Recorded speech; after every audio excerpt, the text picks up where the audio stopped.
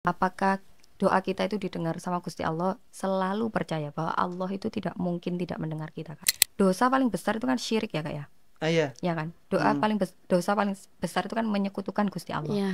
Lah sekarang wong Allah itu loh sama yang tidak menyembah Dia aja Allah itu masih ngasih rezeki, apalagi sama kita yang percaya kalau Allah itu Tuhan. Soal doa ini. Jadi kalau kata yai saya itu doa itu selalu dikabulkan. Tapi caranya langsung atau dengan bentuk yang lain atau nanti. Nah kadang kan kita manusia tuh gak sabar ya. Lah itu Ya, masalahnya. itu Nah di loh. Al-Quran itu kan jelas Kak, wallahu ya'lamu wa antum la ta'lamun. Jadi Allah itu yang lebih tahu apa yang kamu butuhkan. Karena bagi kita kadang apa yang kita inginkan itu kan belum tentu itu yang terbaik buat kita.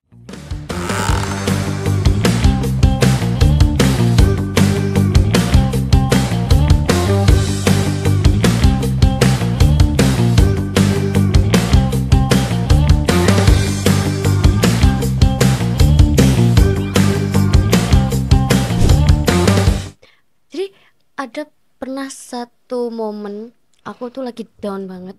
Oke. Terus aku sholat duha waktu itu. Aku tuh lagi down, terus hujan kan. Terus aku kayak gini. Aku hari ini berdoa. Terserah engkau mau dengar atau tidak. Hari ini aku ingin. Pokoknya aku ada satu permintaan. Oke. Setelah itu aku sampai nangis. Aku sampai kayak antara percaya nggak percaya sama Allah ini ngabulin nggak ya. Setelah aku selesai sholat, ngaji dan segala macam, besoknya apa yang aku minta itu dikabulkan. Oke, yang itu Kak, yang aku cerita itu. Oh iya. Yang Ternyata aku beneran ada ya. Beneran bisa dikabulkan kayak gitu. Jadi Dan kamu melihat miracle itu. iya. It's so magic. Tapi hanya itu ya. Tapi kenapa pada saat aku berdoa meminta sesuatu yang aku inginkan terlalu berlebihan, itu Allah nggak ngasih loh. Nggak ngasih atau belum ngasih? jadi begini Porsinya ya Kak. belum iya, cukup iya, awalnya gimana? itu. Kalau misalkan bahasnya soal sholat, apakah doa kita itu didengar sama Gusti Allah? Selalu percaya bahwa Allah itu tidak mungkin tidak mendengar kita, Kak. Nah, itu nomor poinnya. satu. Betul. Yang kedua, ini dasarnya dari mana kok bisa aku ngomong kayak demikian? Sekarang begini, dosa paling besar itu kan syirik ya Kak ya? Iya. Ya kan? Dosa paling besar itu kan menyekutukan Gusti Allah. Iya. Lah sekarang wong Allah itu loh sama yang tidak menyembah Dia aja Allah itu masih ngasih rezeki, apalagi sama kita yang percaya kalau Allah itu Tuhan. Nah, Masya Allah. Itu Ini yang nomor poinnya. satu. Yang kedua, soal doa ini. Jadi kalau kata yai saya itu doa itu selalu dikabulkan. Tapi caranya langsung atau dengan bentuk yang lain atau nanti. Nah kadang kan kita manusia tuh gak sabar ya. Lah itu Ya, masalahnya. itu Nah di loh. Al-Quran itu kan jelas Kak, wallahu ya'lamu wa antum la ta'lamun. Jadi Allah itu yang lebih tahu apa yang kamu butuhkan. Karena bagi kita kadang apa yang kita inginkan itu kan belum tentu itu yang terbaik buat kita. Nah, Itu yang susah. Itu Makanya kadang yang kita buat cewek tuh itu. makanya Gak kadang tuh sesuai. gini, saya juga pernah sih ngobrol sama temanku itu gini. Masalahnya itu kita tuh bisa tahu kalau itu yang terbaik atau terbaik untuk kita atau enggak, itu tuh enggak dari mana. Ya itu justru karena Allah itu ilmunya tuh segitunya ya. Maksudnya Allah tuh maha taunya tuh di betul. atas kapasitas kita yang bikin kita tuh enggak bisa ngerti maunya Allah itu apa. Ya wajar lah kalau kita tuh enggak tahu yang terbaik maunya Allah itu apa. Ya jalani aja. Nanti juga ketemu kok yang terbaik buat kamu tuh yang mana. Oke. Walaupun kita menunggunya lama itu Iya, mungkin soalnya udah pada waktunya ya. tadi ya kalau bahasnya doa itu bisa dikabulkan dengan bentuk yang lain. Misalnya kita paling sepele aja minta uang yang banyak misalnya. Contoh ya. Itu paling sepele aja, minta uang yang banyak. Lah kita bisa ngelihat loh banyak orang yang punya uang tuh tapi nggak ngerasain sehat. Ya, Banyak orang yang punya uang banyak tapi masih keluarganya korupsi, berantakan masih gitu. korupsi Iya. ya, Ya, dan segala dalam macam. sih Iya kan? ini dalam. Masih korupsi itu juga kan nggak boleh. nggak punya perasaan cukup, itu bahaya loh. Tapi ini Ustazah, aku terkait doa tadi ada 3 hal. Allah itu menguji kita itu dari doa kita itu dengan 3 hal. Ya, koreksi kalau salah ya Ya Ustazah. boleh. Yang pertama itu Allah tidak mengabulkan atau bukan mengabulkan ya, atau Allah itu tidak segera mengabulkan doa kita itu untuk kita selalu husnuzon baik dengan Allah.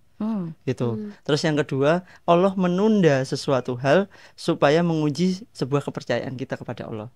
Yang ketiga, Allah tidak mengabulkan sesuatu hal tersebut atau tidak sesuai dengan apa yang ini untuk menguji bahwasanya kesabarannya mereka itu sejauh mana. Mereka gitu. itu maksudnya kita ya? Kita, kayak gitu. Iya. Nah, bener nggak itu Ustazah? Ada 3 itu kan poinnya itu, gitu. Nah lebih kompleksnya mungkin Ustazah bisa jelasin lah. Iya, gitu. karena begini ya, kadang itu kalau misalkan jenengan pernah dengerin lagunya Panji Sakti, itu tuh ada baitnya yang kayak begini. Gimana?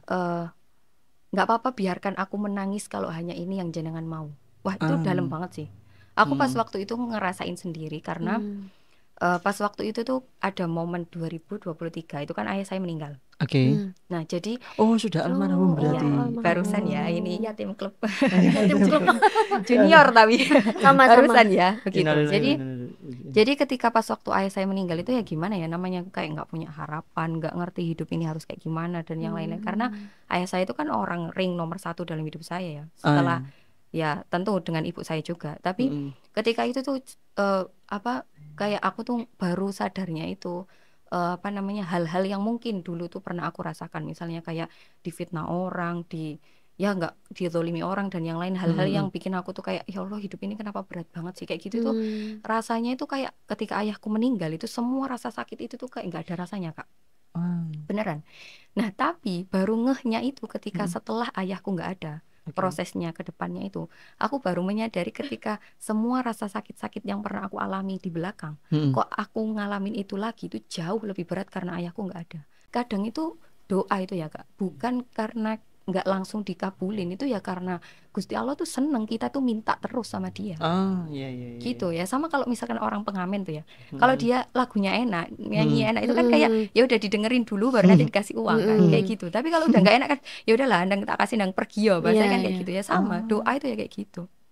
Bagiku ya. Gitu keren sih. memaknainya dengan Terus, penuh dalam ini.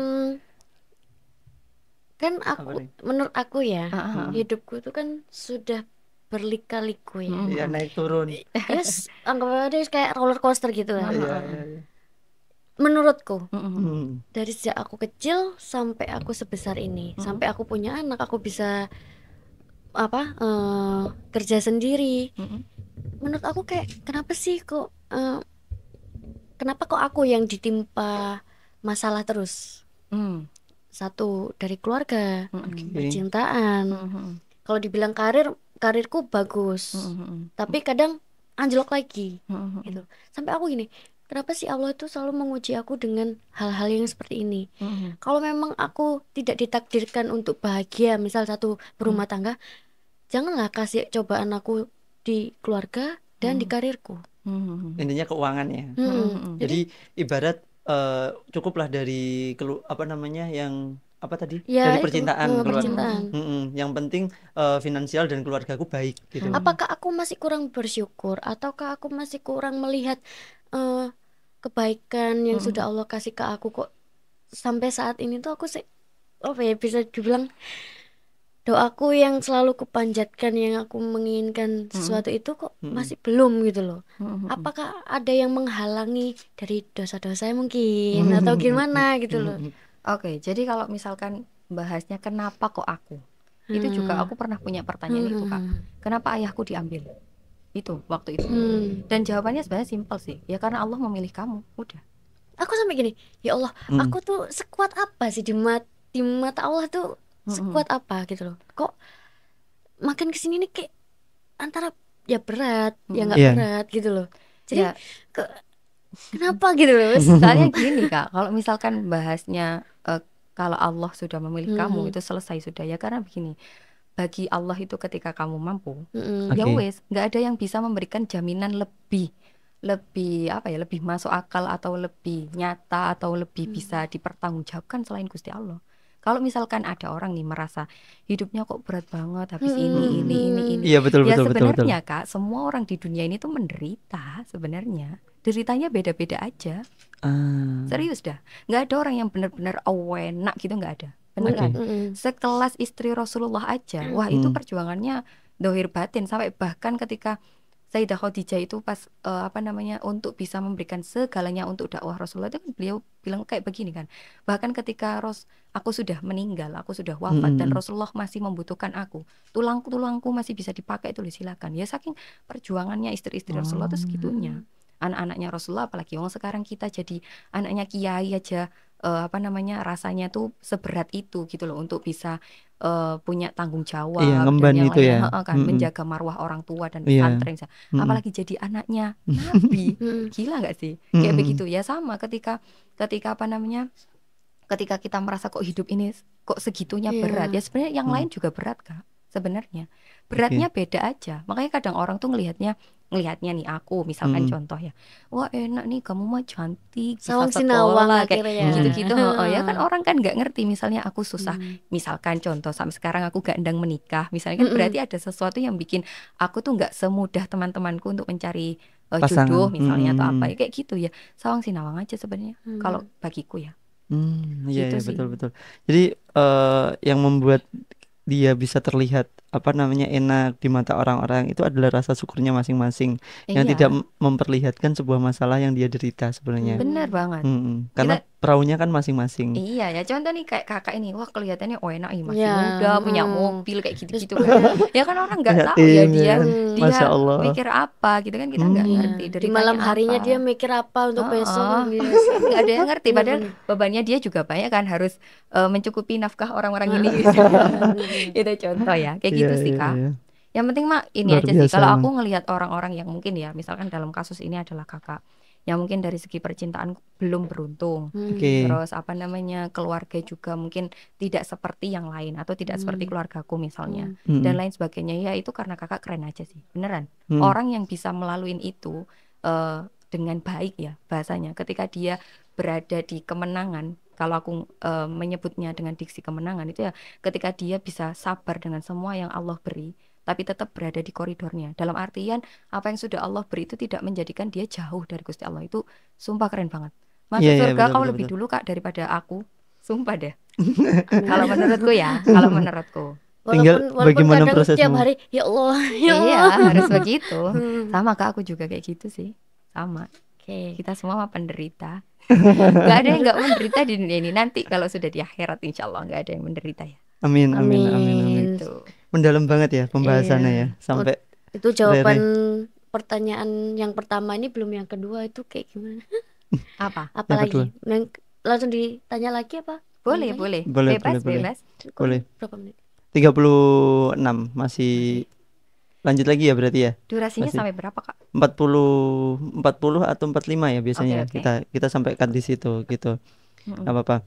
Terus, ya itu tadi sih tentang tentang rasa syukur itu tadi kan, kita melihat nikmat orang itu kan kayaknya mudah, tapi kita melihat nikmat sendiri aja sebenarnya lebih. Kadang kita sebenarnya ditunjukkan sih sama Allah, kayak misalkan aku lagi jalan gitu, aku kayak ngeluh keadaanku yang sekarang, atau aku lagi banyak masalah atau apa gitu. Pada saat perjalanan itu aku ditunjukin nih. Ya kayak kemarin lah ada penjual koran, hujan-hujan kan, puasa hujan-hujan gendong anaknya cewek ya kan, kayak gitu. Yang itu aku ngerasa aku nggak ngelihat dia ngeluh gitu loh. Iya kan, apalagi aku yang sekarang masih diberi nikmat, yang aku nggak harus jalan, nggak harus naik motor, ya kan, nggak harus kehujanan, nggak panas-panasan. Masa aku harus tidak mensyukuri itu semua kayak gitu ya kan. Walaupun sebenarnya ya podo ae sorone, sebenarnya podo ae mikire, cuman ya kayaknya aku harus belajar dari itu semua juga kayak gitu. Dulu tuh temanku tuh S1 tuh ada yang ngomong kayak begini, wong iku lho lek ndelok wong sing luwih gak duwe, dalam artian finansialnya belum gak cukup, itu ya sakno ya iki sakno ya kayak gitu-gitu. Ya sakjane sing kudu disakno iku kon. DE lho gak duwe bersyukur, kon duwe gak bersyukur. Iya. Makslep gitu loh. Aku kayak iya juga ya kayak gitu. Meskipun apalagi dia keluarnya itu dari temen aku yang kelihatannya kayak selengean gitu loh, padahal iya juga ya, bener juga. Iya, ngerasa ketampar banget ya kayak misalkan kayak gitu ya sebetulnya. Seharusnya yang dikasihan nih sebenarnya ya kita sendiri malah. Kita nggak harus kasihan kayak mereka itu kan mungkin kayak buat makan besok aja nggak tahu apa, sedangkan kita sampai punya tabungan misalnya, itu aja loh. Padahal di M-Banking itu sih lumayan ya, kita nggak tahu mereka ada duit apa enggak. Terus hari itu dapat customer misal jual korannya masih utuh dan itu hujan. Kemarin ya aku ya lihat ada bapak, aku kalau ngelihat orang udah tua gitu kan, apalagi aku nggak punya ayah ya. Itu aku ngerasa kayak ya Allah berilah rezeki sama bapak itu, kayak aku sampai nangis, ngerti nggak, kayak aku kaya gitu, Pak melo aku ya. Sampai aku kayak gitu loh. Saking aku orang ini ya panas-panas. Dia jualan ya kayak ada apa namanya Starling gitu loh, Starbucks keliling gitu jual kopi. Dia kopi tuh, yang didorong itu ya. Dia tuh nggak ngeluh kepanasan, malah dia tuh nungguin tuh. Kok aku kayak kurang bersyukur ya. Kadang tuh kayak nyekel duit sak ini kok kurang. Nah, kadang aku kayak gitu, kurang bersyukurnya. Apa itu ya yang membuat aku jauh dari jodoh mungkin. Kalau misalkan terus itu jauh dari rezeki mungkin. Enggak sih Kak, kalau itu enggak sih. Soalnya begini ya, karena begini, kita itu tidak akan pernah bisa memahami diri kita dengan utuh, karena proses memahami diri kita itu enggak akan pernah habisnya sampai mati. Itu valid. Jadi kalau misalkan sampai merasa apa gara-gara ini aku jadi ini enggak lah. Iya, selalu mencari jawaban apa ini, enggak perlu lah. Yang penting hidup itu ya, kalau bagiku tuh yang penting kita tuh baik aja udah, enggak aneh-aneh. Udah itu cukup menurutku. Gitu. Nah, masalahnya di situ. Untuk apa masalahnya enggak aneh-anehnya itu loh. Enggak aneh-anehnya. Ya, untuk selama bulan puasa ini, misal nih, aku kan kayak selalu dituntut untuk mengerti keluarga terus gitu kan. Nah, mama aku baru bilang kemarin gini, kamu itu kan yang lebih berada. Mamaku taunya aku berada, amin ya kan? Amin. Semua orang tua kayaknya gitu. Kita nggak mau menunjukkan bahwasanya ke orang tua itu kita nggak mampu, itu nggak mungkin. Itu nggak mungkin. Sampai tak dodol. Terus dia bilang gini, di bulan puasa itu kamu harus kayak misalnya ada keluarga yang nggak mampu, ya kamu wajib bantu. Perlu nggak kayak gitu? Padahal nih aku ada uang ada, tapi kan cukupnya buat aku sama kebutuhan yang lain gitu loh. Kalau semisal aku nggak mengikuti apa kata orang tuaku tuh, apakah aku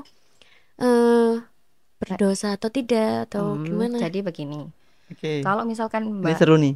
Jadi begini ya Kak, karena itu tuh problemnya sebenarnya di ngomong sih sama orang tua. Karena begini, orang tua itu kan ngiranya itu tadi, bagi orang tua itu kita tuh cukup yang akhirnya bisa sampai dikasihkan ke yang lain bla bla. Tapi mereka nggak tahu kalau cukupnya kita itu untuk itu. Lah, kalau misalkan memang biasanya itu ya saya itu bilang kalau misalkan mau ngasih orang itu cukupkan dulu orang di sekitarmu. Makanya ada sih tipe teman saya tuh yang kalau misalkan ngasih orang itu nggak pernah ngasih ke kayak ke pengemis gitu, mending traktir temen. Karena jelas kan kalau traktir temen ya wes pasti. Kalau misalkan dikasihkan ke orang yang minta-minta itu kan belum tahu uangnya buat apa. Ada tipe temanku yang kayak begitu. Nah, balik lagi yang kasus tadi itu tinggal diomongin aja sih bagiku ke orang tua. Soal itu berdosa atau enggak, insya Allah tidak. Karena selagi kita enggak menghardik orang tua bahasanya, ya dengan yang kayak setelah lama kamu tuh jangan cerewet kok misalnya atau apa gitu, kamu tuh enggak tahu uangku tuh berapa misalnya kayak begitu, ya itu lain. Tapi kalau misalkan ngomong, jadi bukan aku enggak mau bantu mah, tapi uangku tuh cukupnya untuk ini bla bla segala macam. Kalau misalkan aku berlebih akan aku bantu mah. Aku tahu kok rasanya nggak punya uang tuh nggak enak. Misalnya kayak begitu. Orang tua ya insya Allah ngerti. Kalau misalkan sudah dikasih omongan yang enak-enak kok panggah nggak ngerti, ya sudah tinggal doain aja biar pintunya. Jadi nggak wajib ya di bulan Ramadan ini sebagai kita nih yang dianggap berada, karena di satu keluarga itu ada yang tidak mampu, ada yang janda, terus butuh bantuan, kita nggak perlu nggak wajib ya, nggak wajib. Kalau misalkan membantunya itu ya semampunya aja kan sebenarnya. Bukan, tapi kalau misalkan membantu ya bukan yang kayak wah aku loh butuhnya buat yang lain ini aku nggak mau ngasih yang lain, ya enggak juga. Ya berusaha untuk tetap bisa bantu, tapi bukan yang maksa dan bukan yang kayak abai juga. Ya itu loh yang susahnya kan di situ. Karena begini ya, kalau balik lagi ke tadi, puasa itu disebut sebagai sekolah moral karena kan faedahnya puasa selain secara kesehatan itu jelas manfaatnya banyak, ya kan? Itu secara sosial kan juga menambah solidaritas antar masyarakat. Karena kan dengan puasa itu kan nanti ada yang namanya kayak bagi-bagi takjil dan lain sebagainya.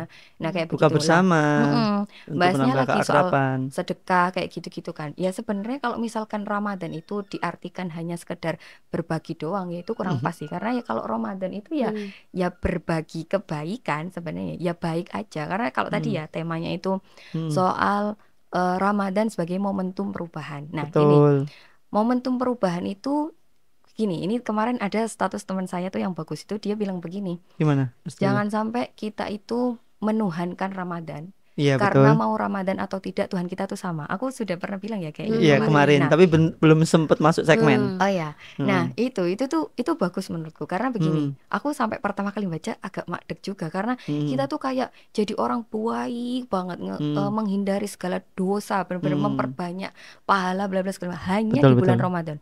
Ketika nanti sudah Lebaran, wait, let's do this kayak gitu kan. Padahal kan ya jangan gitu. Baiknya Ramadan itu ya teruskan. Gitu. Jadi jangan hanya sebulan itu aja. Jadi ya setelah itu ya lanjutin kalau bisa. Betul. Kalau tidak bisa meningkat, seenggaknya jangan kurang. Lah balik lagi ke momentum perubahan. Orang itu kadang melihat Ramadan tuh atau peribadahan itu hanya sebagai ritual saja. Maksudnya ya udah. Kalau kau nggak terawih berarti kau buruk, misalnya kayak gitu.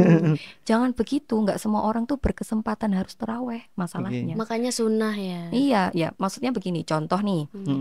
Bahkan Nabi aja kan sampai dengan sampai dengan hari ke-6, hari ke-7 dan seterusnya ceritanya beliau udah nggak di masjid lagi tapi di rumah. Iya, karena kan ya itu tadi biar nggak terlihat wajib.